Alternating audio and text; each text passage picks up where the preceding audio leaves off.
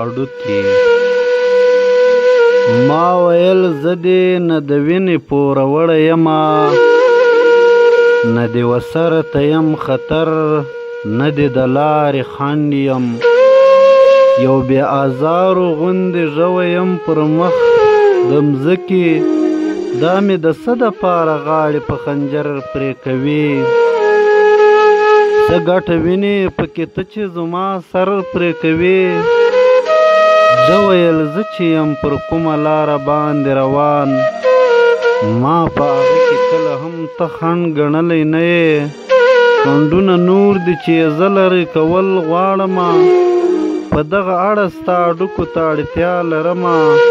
په وړاندې تللی شم له ځانه سره که دا لرمه.